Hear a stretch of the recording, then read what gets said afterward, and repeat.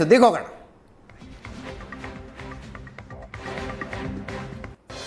ರಾಜ್ಯ ಕಾಂಗ್ರೆಸ್ಸಿನ ಡಿಕೆ ಶಿವಕುಮಾರ್ ವಿರೋಧಿ ಬಣ, ಅಸಮಾಧಾನಿತರ ಬಣ ದೆಹಲಿ ಪ್ರವಾಸ ಖಚಿತವಾಗಿದೆ.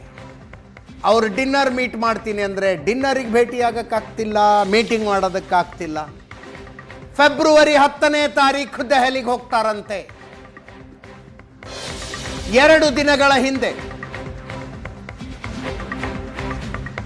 ಪ್ರಸನ್ನಾನಂದಪುರಿ ಸ್ವಾಮೀಜಿ ಅವರು ಒಂದು ಇನ್ವಿಟೇಷನ್ ಕೊಡೋದಕ್ಕೆ ಅಂತ ವಿಧಾನಸೌಧಕ್ಕೆ ಬಂದಾಗ ಡಾಕ್ಟರ್ ಪರಮೇಶ್ವರ್ ಅವರ ಕ್ಯಾಬಿನ್ನಲ್ಲೇ 4 ಜನ ಸಚಿವರು ಪರಸ್ಪರ ಭೇಟಿಯಾಗಿದ್ರು. ಅದು ಕೂಡ ಸುದ್ದಿ ಆಯಿತು.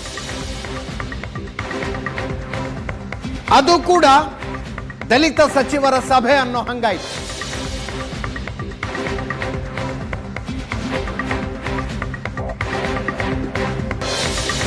ಈಗ ಕರ್ನಾಟಕ ಭವನ ಉದ್ಘಾಟನೆ ನೆಪದಲ್ಲಿ ದಲಿತ ಶಾಸಕರ ದೆಹಲಿ ಪ್ರವಾಸ.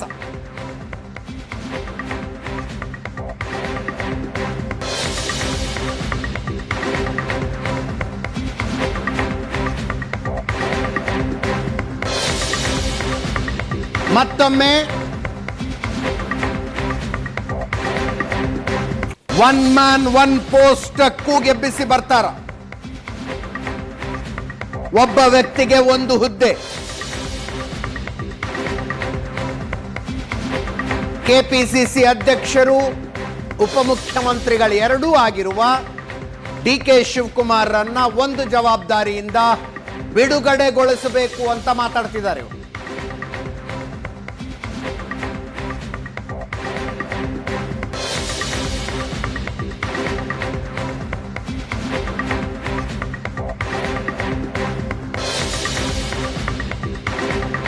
ಏನು ದೆಹಲಿ ಪ್ರವಾಸ ಅಂತ ಕೇಳಿದ್ರೆ, ಮೊನ್ನೆ ವಿಧಾನಸೌಧದಲ್ಲಿ ಡಾಕ್ಟರ್ ಪರಮೇಶ್ವರರ ಆಂಟಿ ಚೇಂಬರ್ನಲ್ಲಿ KN ರಾಜಣ್ಣ, HC ಮಹದೇವಪ್ಪ, ಸತೀಶ್ ಜಾರಕಿಹೊಳಿ ಮತ್ತು ಡಾಕ್ಟರ್ ಪರಮೇಶ್ವರ್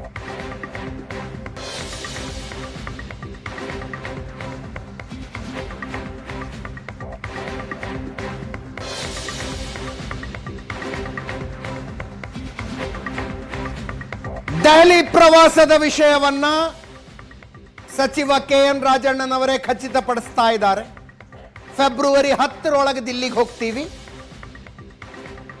ವಿಧಾನ ಪರಿಷತ್ ಆಯ್ಕೆಗಳು ಬರ್ತಾ ಇದ್ದಾವೆ. ಬುದ್ಧಿವಂತರನ್ನ ಆಯ್ಕೆ ಮಾಡಬೇಕು. ಮೊದಲಿನಿಂದಲೂ ಅದೇ ಇದೆ.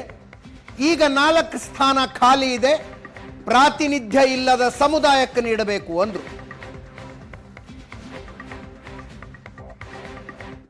ನಾವೇ ಬೀಗ ಹಾಕ್ಕೊಂಡಿದ್ದೀವಿ ಅಂತೆಲ್ಲ ಹೇಳುವಂಥ ವಿಚಾರಗಳನ್ನು ಅವರಿಗೆ ನೇರವಾಗಿ ಹೇಳ್ತೇವೆ.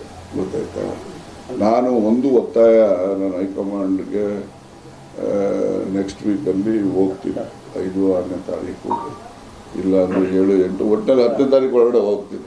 ಅದನ್ನು ನಾನು ಹೈಕಮಾಂಡ್ ಮುಂದೆ ಹೋಗಿ ಅವರಿಗೆ ನೀವು ಯಾರಿಗಾರ ಮಾಡಿ ನಿಮ್ಮ ಚಾಯ್ಸು. ಪಕ್ಷದಲ್ಲಿ ನಾನು ಇಂಥವನ್ನೇ ಮಾಡಬೇಕು, ಇಂಥವ್ನು ಮಾಡಬಾರ್ದು ಅಂತ ನನ್ನ ಚಾಯ್ಸ್ ಇಲ್ಲ. ರಾಜಕೀಯ ಏನಲ್ಲ ನೋಡಿ, ಜನಕ್ಕೆ ಒಳ್ಳೇದಾಗುವಂಥ ಸಂಗತಿಗಳನ್ನ ಪ್ರಸ್ತಾಪ ಮಾಡೋದು. ಈಗ ಪ್ರಸ್ತಾಪ ಮಾಡಿ ಅದರಿಂದ ಏನೂ ಪ್ರಯೋಜನ ಆಗೋದಿಲ್ಲ, ಬರೀ ಗೊಂದಲ ಸೃಷ್ಟಿ ಆಗ್ತವೆ ಅನ್ನೋದು ಬೇಡ ಅಂತ ಅಷ್ಟೆ. ಈಗ ನಾನು ಹೇಳಿದೆ, ವಿಧಾನ ಪರಿಷತ್ತಿಗೆ ಆಯ್ಕೆ, is it not A good thinking? ನಡೀತಿದೆ ಅಂತನೂ ಇಲ್ಲ, ನಡೀತಾ ಇಲ್ಲ ಅಂತನೂ ಹೇಳಕ್ಕಾಗಲ್ಲ.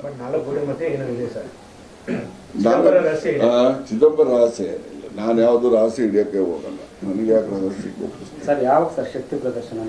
ಯಾವ ಶಕ್ತಿ? ದಿವಸನೂ ಮಾಡ್ತಾ ಇದ್ದೀನಲ್ರಿ. ಈಗ ನಿಮ್ಮ ಮುಂದೆ ಕೂತ್ಕೊಂಡು ಮಾತಾಡ್ಬೇಕು ಅಂದ್ರೆ ಶಕ್ತಿ ಇದ್ದಿರ್ತಾರೆ. ಮಾತಾಡೋಕ್ಕಾಗೋದು ಇದ್ದು ನಿಮ್ಮ ಮುಂದೆ ಮಾತಾಡೋಕ್ಕಾಗ್ತಿದ್ದೇನಪ್ಪ? 4 ರೀ. 4 ಅಂತ ಯಾಕೆ ಹೇಳ್ತೀನಿ? ನಮ್ಮನ್ನು ಶಕ್ತಿ ಕುಂದಿಸ್ತಾ ಇದ್ದೀರಿ. ಸತೀಶ್ ಜಾರಕಿಹೊಳಿ ನೇತೃತ್ವದಲ್ಲಿ ಒಂದು ಸಮಾವೇಶನ ಮಾಡಬೇಕು ಅಂತ ಸತೀಶ್ ಜಾರಕಿಹೊಳಿ ನೇತೃತ್ವ ಅಂತನೂ ಇಲ್ಲ, ಕಾಂಗ್ರೆಸ್ ಪಕ್ಷದ ನೇತೃತ್ವದಲ್ಲಿ ಸಮಾವೇಶ ಮಾಡಬೇಕಂತಿದ್ದೀವಿ. ಎಷ್ಟಿ ಅಂತ ಏನಲ್ಲ, ಕಾಂಗ್ರೆಸ್ ಬೆಂಬಲಿತರು ಸಮಾವೇಶ ಮಾಡ್ತೀವಿ.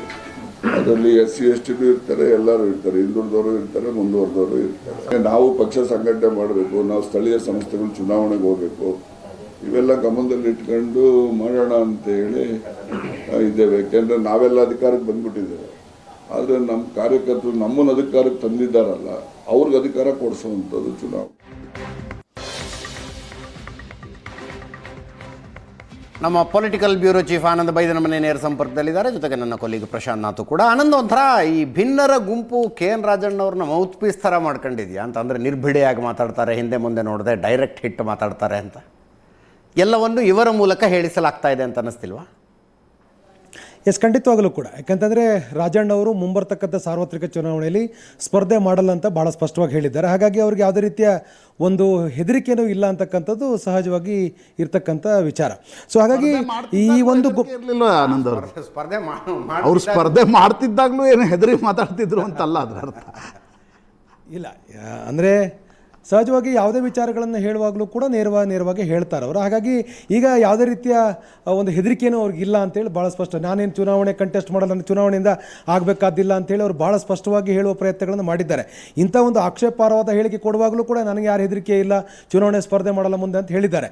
ಹಾಗಾಗಿ ಅದನ್ನು ಆ ರೀತಿ ಒಂದು ಕಾರ್ಡ್ ಪ್ಲೇ ಮಾಡಿಕೊಂಡೇ ಅವ್ರು ಹೇಳಬೇಕಾದನ್ನು ಹೇಳ್ತಾ ಇದ್ದಾರೆ.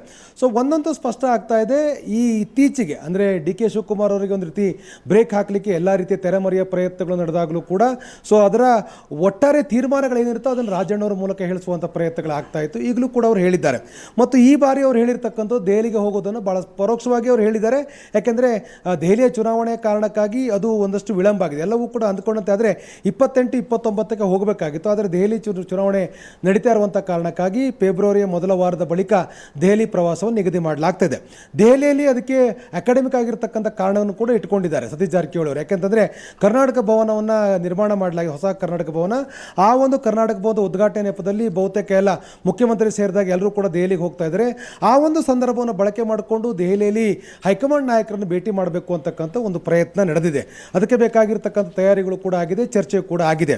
ವಿಧಾನಸೌಧದಲ್ಲಿ ಕಳೆದ 2 ದಿನಗಳ ಹಿಂದೆ ST ಸಚಿವರೆಲ್ಲರೂ ಕೂಡ ಸಭೆ ಮಾಡಿ ಈ ಬಗ್ಗೆ ಚರ್ಚೆ ಕೂಡ ಮಾಡಿದ್ದಾರೆ. ನಾವು ಯಾವಾಗ ದೆಹಲಿಗೆ ಹೋಗಬೇಕು, ದೆಹಲಿಗೆ ಹೋದರೆ ಯಾರನ್ನ ಭೇಟಿ ಮಾಡಬೇಕು, ಏನು ಅಜೆಂಡಾ ಅಂತಕ್ಕಂಥ ಕೂಡ ಬಹುತೇಕ ತೀರ್ಮಾನ ಆಗಿದೆ. ನಮಗೆ ಲಭ್ಯ ಆಗಿರ್ತಕ್ಕಂಥ ಮಾಹಿತಿಯ ಪ್ರಕಾರ ಕೇವಲ ಇದು DK ಶಿವಕುಮಾರ್ಗೆ ಒಂದು ಹುದ್ದೆಗಷ್ಟೇ ಸೀಮಿತ ಮಾಡತಕ್ಕಂಥ ಪ್ರಯತ್ನ ಅಷ್ಟೇ ಅಲ್ಲ, ಬದಲಾಗಿ ಮುಂಬರ್ತಕ್ಕಂಥ ವಿಧಾನ ಪರಿಷತ್ ಚುನಾವಣೆಯಲ್ಲಿ ವಿಧಾನ ಪರಿಷತ್ 4 ಸ್ಥಾನಗಳನ್ನು ಭರ್ತಿ ಮಾಡುವ ಸಂದರ್ಭದಲ್ಲಿ ನಮ್ಮವರಿಗೂ ಆದ್ಯತೆ ಕೊಡಿ ಅನ್ನೋ ರೀತಿಯಲ್ಲಿ ಒಂದು ಒತ್ತಾಯ ಹಾಕಬೇಕು ಅಂತಕ್ಕಂಥ ಲೆಕ್ಕಾಚಾರ ಇದೆ. ಆ ಕಾರಣಕ್ಕಾಗಿ ಆ ಒಂದು ಅಜೆಂಡಾ ಕೂಡ ಜಾರಿ ಆಗಬೇಕಾಗಿರುವಂಥ ಹಿನ್ನೆಲೆಯಲ್ಲಿ ಆ ದೆಹಲಿ ಪ್ರವಾಸ ಆ ಒಂದು ಅಜೆಂಡಾ ಕೂಡ ಅಲ್ಲಿ ಸೇರಿಕೊಂಡಿದೆ. ಯಾಕೆಂತಂದರೆ DK ಶಿವಕುಮಾರ್ ಈಗಿರ್ತಕ್ಕಂಥ ಒಂದು ಸಂದರ್ಭದಲ್ಲಿ ಹೈಕಮಾಂಡ್ ಬಳಕೆ ಮಾಡಿಕೊಂಡು ತಮ್ಮವರಿಗೆ ವಿಧಾನ ಪರಿಷತ್ನಲ್ಲಿ ಒಂದು ಸ್ಥಾನ ಪಡ್ಕೊಳ್ಬೇಕು ಅಂತಕ್ಕಂಥ ಪ್ರಯತ್ನ ಮಾಡ್ತಿದ್ದಾರೆ. ಜೊತೆಗೆ ಇನ್ನೊಂದು ಹೆಚ್ಚುವರಿಯಾಗಿ ಸ್ಥಾನವನ್ನು ಪಡ್ಕೊಳ್ಬೇಕು ಅಂತಕ್ಕಂಥ ತೆರೆಮರೆಯ ಪ್ರಯತ್ನ ಕೂಡ ನಡೆಸಿದ್ದಾರೆ. ಅದಕ್ಕೆ ಬ್ರೇಕ್ ಆಗ್ತಕ್ಕಂಥ ಪ್ರಯತ್ನ ಆಗ್ತಾ ಇದೆ. ನಮಗಿರುವಂಥ ಮಾಹಿತಿಯ ಪ್ರಕಾರ UB ವೆಂಕಟೇಶ್ ಸೇರಿದ ಹಾಗೆ ಕೆಲವರು ರಿಪೀಟ್ ಆಗ್ತಾರೆ ಅನ್ನುವಂಥ ಮಾತುಗಳು ಕೂಡ ಇದೆ. ಯಾಕಂದರೆ ಮಲ್ಲಿಕಾರ್ಜುನ ಖರ್ಗೆ ಅವರ ಒಂದು ಕ್ಯಾಂಡಿಡೇಟ್ ಅನ್ನೋ ರೀತಿಯಲ್ಲಿ UB ವೆಂಕಟೇಶ್ ರಿಪೀಟ್ ಆಗ್ತಾರೆ ಅಂತಕ್ಕಂಥ ಚರ್ಚೆಗಳು ಕೂಡ ಇದೆ. ಜೊತೆಗೆ DK ಶಿವಕುಮಾರ್ ವಿನಯ ಕಾರ್ತಿಕ್ರಿಗೆ ಅವಕಾಶ ಕೊಡಬೇಕು ಅನ್ನುವಂಥ ಪ್ರಯತ್ನದಲ್ಲಿದ್ದಾರೆ. ಇದರ ಬೆನ್ನಲ್ಲೇ ಈಗ ಸಿದ್ದರಾಮಯ್ಯ ಕಡೆಯಿಂದ ಯಾರು ಆಗ್ತಾರೆ, ಸತೀಶ್ ಜಾರಕಿಹೊಳಿ ಮತ್ತು ಪಕ್ಷದ ಕಡೆಯಿಂದ ಯಾರು ಕ್ಯಾಂಡಿಡೇಟ್ ಆಗ್ತಾರೆ, ಇವೆಲ್ಲವೂ ಕೂಡ ಬಹಳ ಪ್ರಮುಖ. ಹಾಗಾಗಿ ಈ ಒಂದು ವಿಧಾನ ಪರಿಷತ್ 4 ಸ್ಥಾನಗಳ ಭರ್ತಿ ವಿಚಾರದಲ್ಲೂ ಕೂಡ ಹೈಕಮಾಂಡ್ ನಾಯಕರು ಚರ್ಚೆ ಮಾಡಬೇಕು ಅನ್ನುವಂಥ ಹಿನ್ನೆಲೆಯಲ್ಲಿ ದೆಹಲಿ ಪ್ರವಾಸವನ್ನು ಈ ವಿಚಾರ ಕೂಡ ನಿಗದಿ ಮಾಡಿಕೊಂಡಿರ್ತಕ್ಕಂಥದ್ದು. ಇನ್ನೊಂದು ಬಹಳ ಪ್ರಮುಖವಾಗಿ DK ಶಿವಕುಮಾರ್ ಅವರ ಅಧ್ಯಕ್ಷ ಸ್ಥಾನದ ವಿಚಾರದಲ್ಲಿ ಒಂದು ಕ್ಲಾರಿಟಿ ತೆಗೆದುಕೊಳ್ಳುವಂಥ ಹಿನ್ನೆಲೆಯಲ್ಲಿ ಸತೀಶ್ ಜಾರಕಿಹೊಳಿ ಆ ರೀತಿಯ ಒಂದು ಪ್ರಯತ್ನ ಮಾಡ್ತಾ ಇದ್ದಾರೆ. ಅದಕ್ಕೆ ಬೇಕಾಗಿ ದೆಹಲಿಯ ಕರ್ನಾಟಕ ಭವನ ಉದ್ಘಾಟನೆ ಏನಿದೆ, ಉದ್ಘಾಟನೆ ಸಂದರ್ಭದಲ್ಲಿ ದೆಹಲಿಯ ನಾಯಕರನ್ನು ಭೇಟಿ ಮಾಡಿ ಎಲ್ಲ ವಿಚಾರಗಳ ಬಗ್ಗೆನೂ ಕೂಡ ಚರ್ಚೆ ಮಾಡಬೇಕು ಅಂತಕ್ಕಂಥ ಒಂದು ನಿರ್ಧಾರಕ್ಕೆ ಬಂದಿದ್ದಾರೆ. ಈ ಹಿನ್ನೆಲೆ ತಮ್ಮ ಬಣದಲ್ಲಿರ್ತಕ್ಕಂಥ ನಾಯಕರುಗಳನ್ನ, ಶಾಸಕರುಗಳನ್ನ, ಸಚಿವರೆಲ್ಲೂ ಕರೆದುಕೊಂಡು ದೆಹಲಿಗೆ ಹೋಗ್ತಕ್ಕಂಥ ಒಂದು ಪ್ರವಾಸ ಕೂಡ ನಿಗದಿ ಆಗ್ತಾ ಇದೆ. ಅಜಿತ್, ಎಸ್ ಪ್ರಶಾಂತ್, ಅನ್ಅಪಾಲಜೆಟಿಕ್ ಅಲ್ವಾ?